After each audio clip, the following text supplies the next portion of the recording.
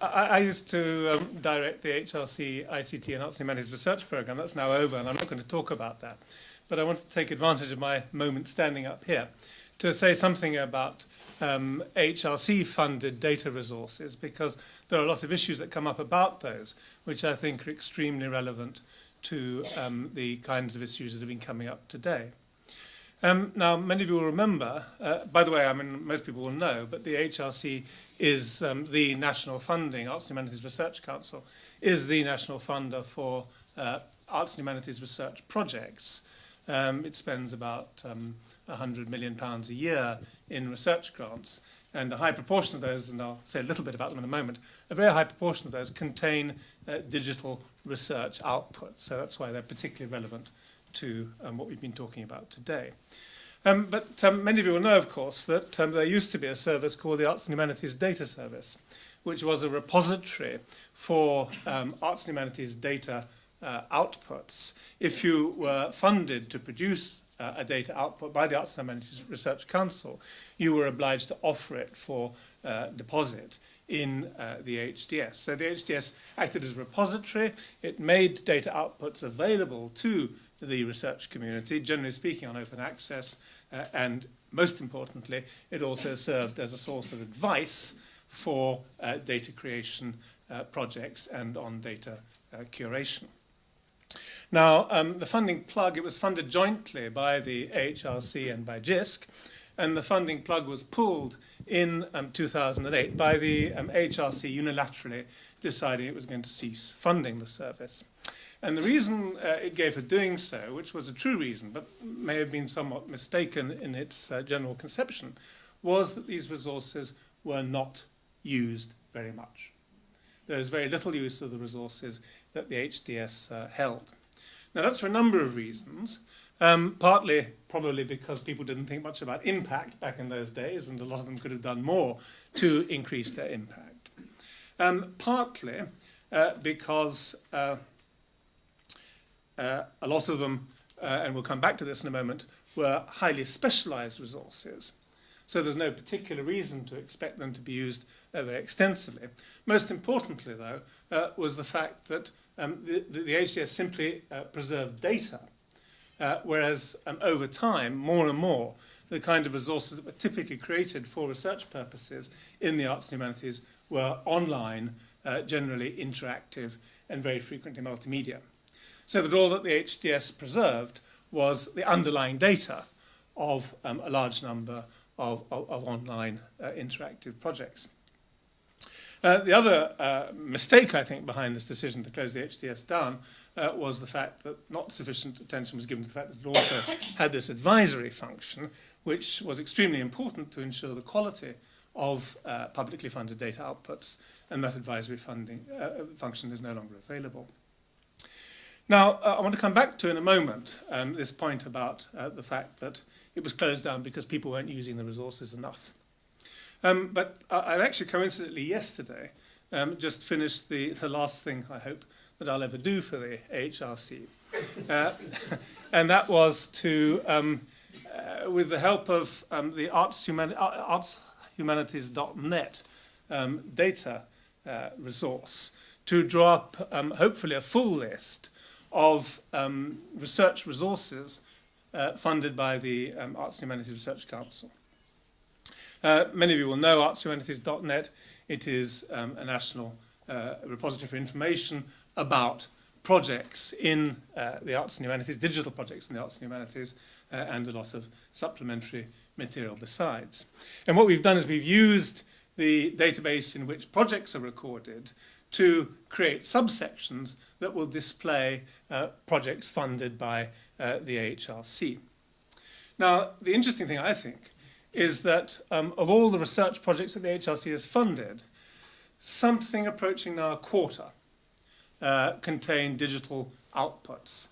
And digital outputs in the form of digital research resources. That's to say, resources that you can use for research that are freely available, generally speaking, to the research community. It's not counting simply project web pages and so on, of which there are a good many. That's quite an interesting indication of the degree of interest that there is in the research community in the production of digital resources. About a quarter of projects now do this. And the other thing to remember is that virtually all of these projects were funded by the HRC in responsive mode. That's how the HRC, along with the other research councils in general, primarily operates. It doesn't say you've got to do research in a particular area. It simply evaluates research proposals in any area of the subjects that it has its mission to cover. Now, these new pages which you set up are available there. You can see the address, arts-humanities.net/AHRC. And I can see, actually, in the course of the day, I think I could do a thing or two to improve the impact of that rather dense piece of prose that's up on the screen there, and I'll get back to that in the next few days. But what it does, of course, is it allows you to browse through the projects in a variety of forms. So that's a full list there. And the full list is about 500 projects. So it's a very substantial research resource. This is 500 projects which cover virtually all the fields that the AHRC covers. First displayed in alphabetical order, a number of projects, or a few projects, have the irritating habit of beginning their title with quotation marks, so that tends to skew the alpha order. But they're there in alphabetical order, and you can sort them by other ways, by grant holder, by project start date. And then you can go into each project by clicking onto it, and you get details of the project, if this is working. You get full details of the project in question. Now, just a few things about that kind of resource. You can sort it by discipline. Largest represented discipline is history, quite interesting. By far the largest number of projects. And that gives you some indication of the distribution of this kind of work across the different disciplines. The sorting by institution has unfortunately, for some reason or other, stopped working. But I can tell you that the largest institution is Oxford University, and the next largest is Cambridge. You can sort by content type, which is quite interesting. As you'd expect with humanities projects, the largest number are text, data or structured data, 223 projects, and full text on the right, 254. But quite a large proportion are image resources as well, 157. Now, I don't want to go into this in any greater length, but rather to come back and finish on the issue of the academic scope of the projects that have been created here. Because if you start running your eye down the list, which I won't do, you will see that these projects, for the very most part, are highly specialist in their nature. Now, some of the projects that have been represented today are in that list. And I can tell you the ones that have been presented today are very much on the broad end of the spectrum, because the great majority of all of those projects are in very, very niche academic areas. Now, that raises a major issue of impact, doesn't it? Because if you're to evaluate the impact of projects like most of these, numerical impact is going to be irrelevant. Fine, we now have an agenda with help from the kind of work that Eric's been doing to maximize impact, and hopefully all projects will try and do that. But most of these projects will never be able to create impact that is numerically significant in any kind of way. So the impact is going to be qualitative. And that's fine. That's just the way research goes in the humanities. All of this is completely in line with the general nature of research in the humanities, which is, for the most part, very, very specialized, aiming for a very, very narrow section of the research community. But this, of course, creates problems here, because one of the major issues with all these resources is sustainability. If your impact is qualitative, if your impact in the end depends on the ability of these resources to generate new research findings, because that's what it consists in, that impact is going to have to operate over a long period. 10 years minimum, I would have thought, for a lot of these things. And as with most other humanities resources, 20, 30, absolutely normal, isn't it, for this kind of resource. Now, how that squares with the issue of sustainability is a real serious problem, to which I don't have any idea of what the answer is. but it's an issue that's going to have to be addressed because all of this represents a massive investment in public money. Hundreds of millions over the years. So, having had my opportunity to make my pitch, the rest of this session then is for people to raise points, questions with all the previous speakers. I think we've agreed that there's no need for any particular order. Nope. So anybody raise any question they like or make any statement that's relevant that they like, and just raise your hands, and the appropriate member of the group here will respond. Okay, as you're raising your hands, I should introduce two new members of the panel that you won't have seen previously today. Peter Robinson from Oxford University Computer Services heads up lots of different projects there, including Open Spires and the podcasts project that you've heard about today. And Alistair Dunning from JISC, who I'm sure many of you know or want to know, so that you can call some funding from him. Okay. And I think before you start speaking, wait till Ellen reaches you with a mic. Yes. And then give your name, I think, at an institution, Ellen? That would be great. Yeah. Brave man So, to start. Right, question time. Gentleman in the black jacket. Ed Fay, London School of Economics. I'd like to ask a question from the perspective of sustainability. And I'm interested to know whether people, projects, whatever, weight the relative importance of impact in different communities. And I'm thinking here, say, scholarly impact versus general public impact, when making cases for funding or planning for their sustainability. Well, there's a Research Council answer to that, which is you have to, but you must, most people here will know this, you have to include an impact statement alongside your case for support, which is put in pure research terms. But how much that counts towards the success or failure of your application is judged on a case-by-case basis. It is, except for one or two special schemes, it's a subsidiary consideration, and it's not a necessary condition. I mean, the Research Council remains perfectly happy to fund projects with purely academic specialist impact. So, but it is an additional consideration. Anyone else want to respond? No? Okay. Go on, JISC is different. JISC is different. JISC is still primarily for higher and further education within the UK, but if there's advantage also in stuff that can be made publicly accessible and will be of interest to different communities within the general public, then that strengthens your bid as far as JISC is concerned. We also have particular programs which look at community engagement, which is very much about how universities can break down the boundaries with external communities and use digital content as a way between them. So JISC is interested in that, but again, primarily we're about research and teaching, and then secondarily is about impact on general publics. Can I throw that question back to Ed, so he can tell me at LSE what they tell him?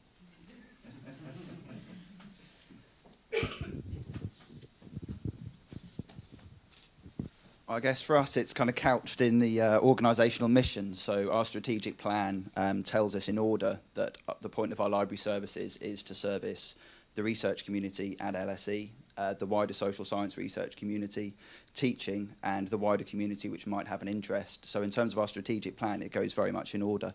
I think it's probably a matter for what's going on in the institution and what we're working on in terms of a particular collection at any moment, which our priorities would be when formulating a bid for funding.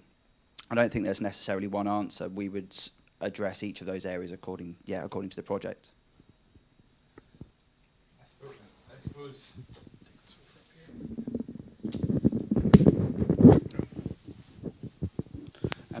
I suppose one other way of thinking about that is thinking about breaking out different communities of general public, and some of the members of the general public are future students or alumni or people you have different types of relationship with. So I think that kind of it needs to be broken down even more, and I think universities will become more sophisticated as how they deal with regional networks, future students, past students, current students, and how digital content has a role to play in that. And I think there's still lots of innovation and testing and ideas about how that actually works in a digital realm. I'd like to ask a question, possibly of the other panelists, but also maybe a few volunteers in the audience, which is, we've been talking a lot about impact today, and I want to know the extent to which, what you've been hearing either excites you or terrifies you in terms of the sorts of things that are being asked of you. I mean, we heard a couple of projects this morning say they hadn't really done this sort of thing before, and they found it a valuable exercise in having done it. Many of you in the room may not have done this sort of thing yet. So either comments maybe from a few people up here, but also comments from out there of how are you viewing this whole process of being asked to not only measure your impact, but also potentially think about extending your impact using the kinds of things that Brian was talking about and we've been talking about all day. I think that'd be very interesting for us to hear. So volunteers to react to that. There's one, and then you next.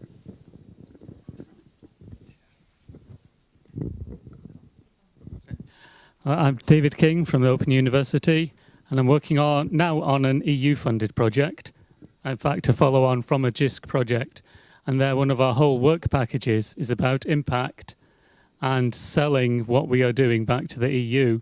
So I'm here having to take copious notes for the people from Belgium who can't be here today, and they're very interested in the tools and everything that you're doing. So for us, this is spot on.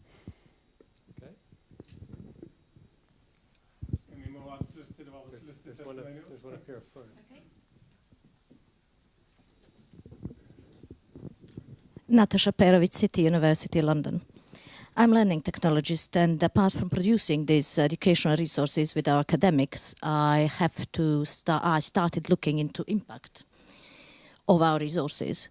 The difficulty comes with various repositories that we put resources on, as you mentioned, Humbox. My resources are in JISC and HS repositories, on website, on YouTube, on iTunes U. It's very difficult to measure the impact. And also, a university wouldn't accept some of the data that is being gathered because it's not peer-reviewed. It's not published on peer-reviewed website. So it's very difficult to define what kind of impact would be are they looking for at university? What do they want to measure? It is very difficult to measure impact of one individual resource. If it's gone and downloaded on somebody's USB, somebody can use it for teaching hundreds of students. Or what impact is email message from a student in Indonesia on a resource asking a question, and our doctor expert gives him answer. What kind of impact is this? We looked at Open University at the Nielsen triangle. How do we know if 90% are lurkers on the internet and 10% are content producers? Can we use this as something to calculate impact factor? So just your thoughts on these. Yeah. Anecdotally, I think a lot of academics find this whole move into impacts in research bids, quite strange and frightening, and what to put in there. And there's lots of conversations, but I think the people I meet are doing it all the time, day in, day out, and the activities you were talking about.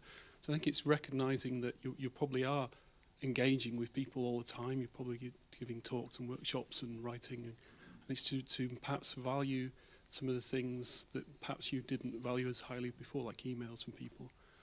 But also I think to stress that academics do research and teach, and there are other professions in an institution who can help you with the impact agenda.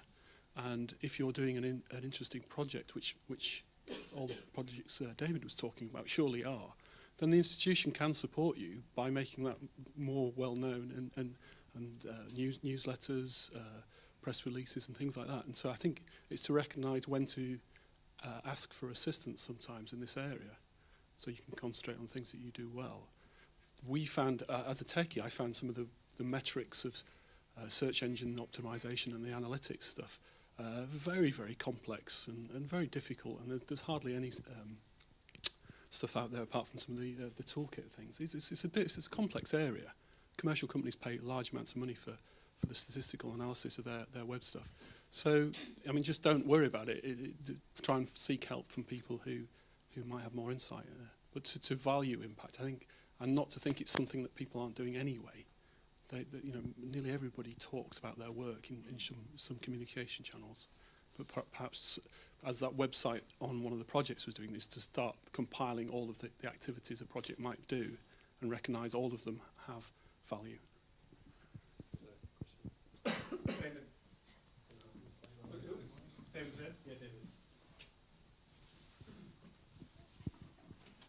David Zeitlin, I'm an anthropologist from Oxford. I think I seem to be falling into the role, not of the naysayer, but I don't know what I'm going to... what I want to ask is whether there's anyone, it follows on directly from this, this conversation. I want to ask if there's anyone from Human Resources here. Because one way of which we can really make a change and get the attention of the people who aren't interested at the moment is when you get these sorts of measures, however vaguely described, put onto recruitment, put criteria and promotion criteria. You know, when someone goes to be promoted to reader, can they say, yes, they've had all these peer-reviewed articles and my podcasts have been downloaded 47,000 times?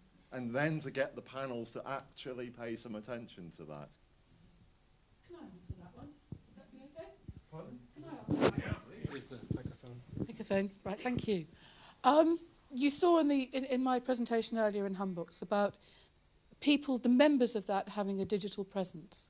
Part of that digital presence shows back to them and reflects to the world the resources they've made, how many downloads, how many views, so what the impact is. So they get their personal feedback, and that's structured into the way the repository works. It's a fundamental part of creating that attention metadata, if you like.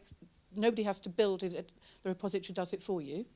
It's a way of building that set of awareness. Now, what we hope, although so far we have some evidence, but not a lot, to say that in the same way that when I make a case for promotion or anything else, I have my academic CV, list all my papers. If I'm primarily teacher-focused, I'd like to say, here are my digital resources, here are the downloads, here are the comments. This is where they've been used. And we certainly have evidence that one person, as a result of putting his OERs into Humbooks, found that, and doing some work on it as well, then won a teaching award on the basis of that particular. So that to me is then a way of saying, in my field and in the areas that I'm interested in as part of my teaching side, here I'm creating impact. But I think that is down to the repository having tools that create that reflection back to you of what you're doing. Not every repository will do it. Not every repository can do it. But I think that in much the way that Brian was talking about, we now care about how we appear in the world. You know, my stuff in the world about me. And this is some way of we should all be thinking of making sure that we have the tools that can do that for us. Jean wanted to say something as well.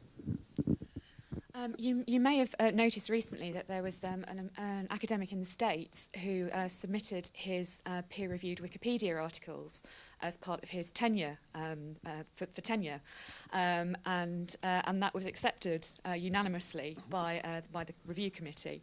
I mean, he had written a huge amount of articles on Wikipedia, but it's starting to be accepted, I think, and obviously that we're not at that point yet everywhere, but having an online presence in some disciplines, digital humanities particularly, is starting to become really important. And if you don't have a well-developed web presence, then I think it is going to start to work against people, and that will spread out from the purely digital to other areas. But I mean, there's a way to go yet. If I could just respond on some examples of things that are happening within the UK sector to that. So obviously, lots of people are asking similar questions. So I know Professor Martin Weller, who's an educational technologist at the Open University, has been doing work in this area, and his blog describes some of the work. There's also Cameron Naylan, who organised an event on was Beyond Impact, which was looking at scholarly impact within a new media context, in particularly for the scientific researcher. So we organised a 3-day event that was held in London. I think it was last week. So there are things happening within our sector trying to address those issues.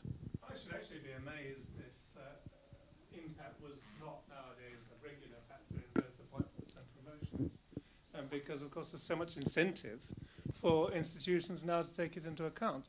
But the other thing I'd like to say is that I think a lot of academics are actually a bit silly about impact. There's been a huge fuss about the whole impact agenda, hasn't there? But I think a lot of it's been based on the assumption that impact will be a determining factor. And what the agenda is about giving credit for impact, but not saying that everything you do has got to have large numerical impact. And of course, since we're all in one way or another interested in the digital world here, it's a major bonus for digital resource creation, because digital resource creators have always been worried in the past about not getting enough academic bonus points because they're not regarded as being academically very respectable. Well, now, of course, there is a specific funding stream which will ensure that that kind of impact you can create with digital resources will get its due reward. But the argument really is about how much reward, isn't it? And it's now in the next REF it's going to be 25%, is it? Which my view is a bit high, but anyway. It's only one among a number of factors. But should we move that around a bit, or is there anybody else before we come back to you? Then please go ahead. I just wanted to say we should also be careful with figures, as you mentioned earlier, because theoretical mathematical logician wouldn't get as many views as nursing or medical. Yes, it's subject specific. Yes, so we have to be careful with numbers, because it doesn't mean really that impact is great. As with quantum theory, apparently there are trillions every year now. And as we've said several times throughout the day, things like the toolkit point out the fact that a number isn't good enough. That a single number, even a set of numbers, needs context to really understand how these things are being used. Yeah, I'd agree with that. If you're writing a JISC bid, it's always good to have numbers to show how your previous projects might have made an impact. But you also want to be able to have a verbal narrative that shows how you are changing your subject area. So that's one of the, Sharon's projects at the Old Bailey online, and the team she works with there have got a great story about how they've been able to change the study of 18th century London, 18th century England, and it always has an impact because they've made a change on a big, on a specific section of the historical community, and they do that very well.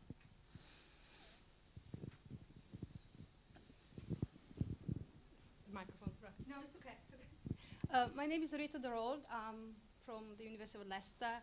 I was one of the research assistants on one of those HSC projects, and then as career progressed, I became one of the co-directors of the same project. I'm glad to hear there is some career progression. Yes. That bit, the way it was formulated then, did not have the impact, because there was a 2004 bid and it only ended in 2011. And I was quite relieved to hear that probably quantitative impact for our project, which is on 12th century manuscript, might not really yield too many results, although I'm going to go back and try out your toolkit. I haven't done that yet.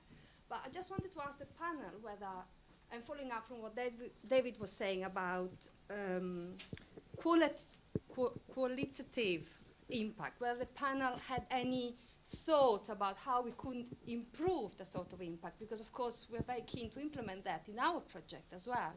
So just see what the panel could say about it. Who's going to take on qualitative impact?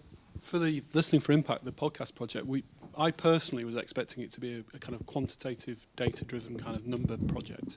And we did a qualitative surveys and feedbacks and interviews. And I found that the narrative stories, the little emails, the little messages from people around the world painted a lot easier impression of activity, global activity. And then when we fed those up the management chain, again, I sensed people could understand what was going on a lot easier with these stories, these narratives about usage.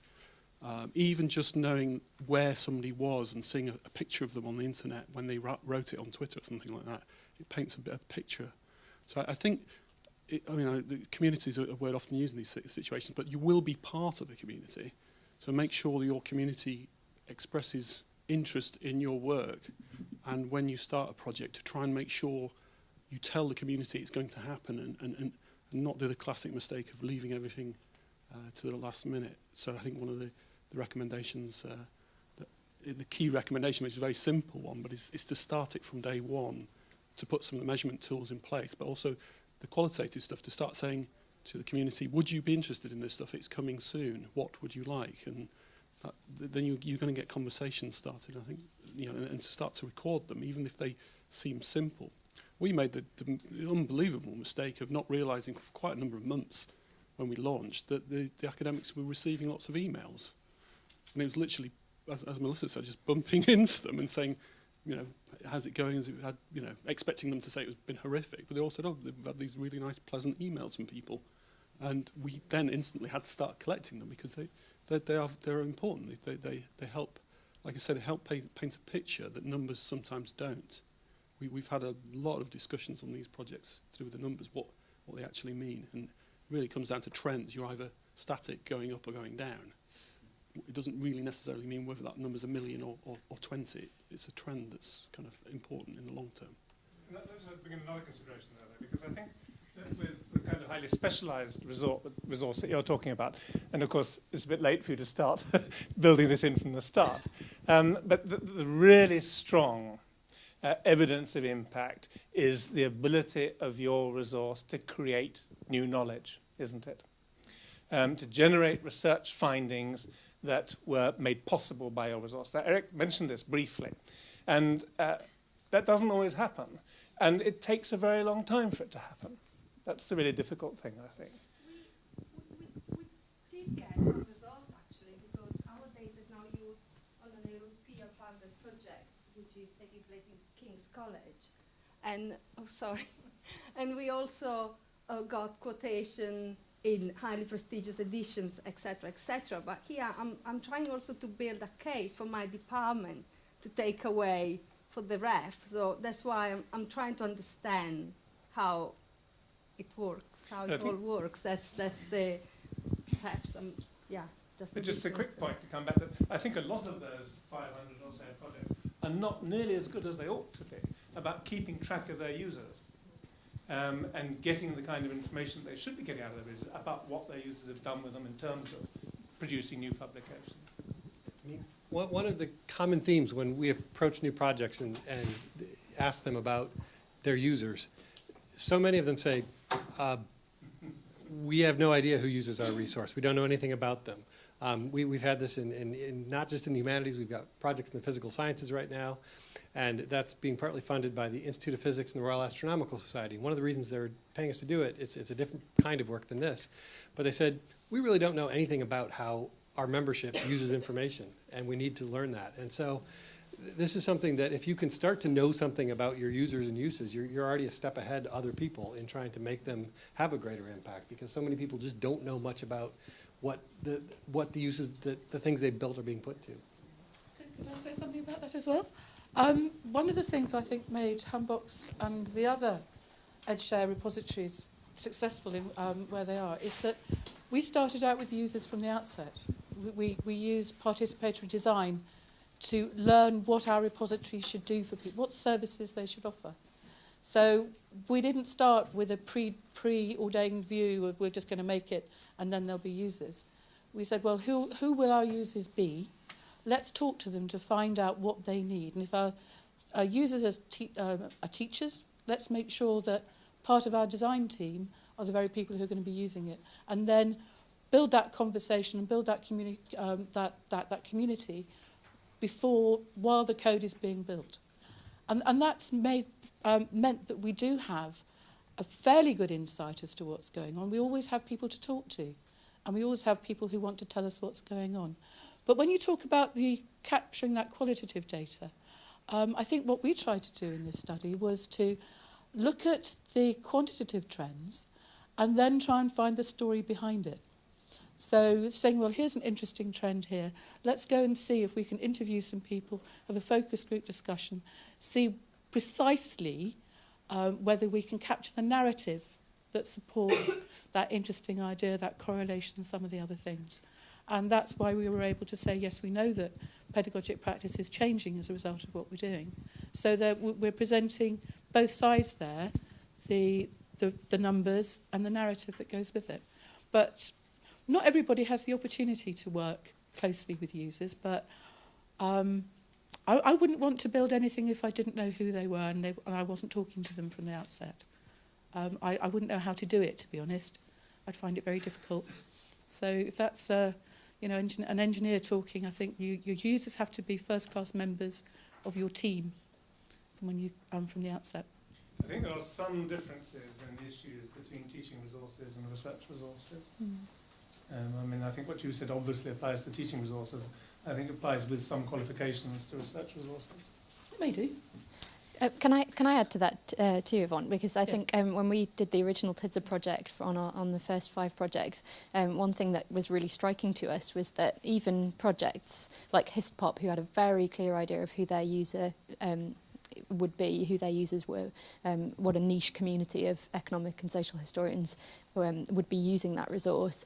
When we actually performed the metrics, we found a whole different set of users that they had no idea would be interested in their resource and who they hadn't managed to track through their own methods of measuring usage and impact. So I think even if you have a really clear idea of who your users are and you're addressing them from the outset of your project, it's still worth trying a few different measures and sort of continuing the process of reflecting on what your impact might be. I think you're absolutely right. I don't think that co-design finishes when you ship the code. Absolutely. I think that carries on throughout the life of it. And you're quite right. We have some interesting Humbooks users in America. It's a UK OER, okay, fine. Mm-hmm. It's a very popular resource, a set of resources he's made. And I think tracking down those Absolutely, users can take you in really fascinating new directions, embedding your resources in whole new areas of the world. It's definitely But worth you're right, thinking about. it's not a once-off thing. It's not something you do just at the start or just at the end. It's something that should be a continuum. Because I think the other thing is we are all interested in research. We all do research. So one of the things is let's find out what we've learned by doing this, and how else are we going to do that unless we go and ask new questions or get data that prompts us to ask new questions. Now, the next question is renounce the microphone. And it's 4:05, and Eric is keen to finish on time, but I'm sure we've got time for 1 or 2 more questions if anybody wants to ask one or make a point. In which case, and since I'm standing, in interest of finishing on time, let me, on behalf of everybody, thank Eric and Kathryn and their team and the whole panel here as well. I must say, I think it's really interesting, this whole kind of portfolio of projects that you've developed, which are in themselves having significant impact on the way in which people do data development projects now. Really important and really interesting and relevant to absolutely everybody. And may I also congratulate JISC on having the foresight to fund all this sort of thing. So maybe I can ask you to express your appreciation for what's been a really interesting and extremely well attended day.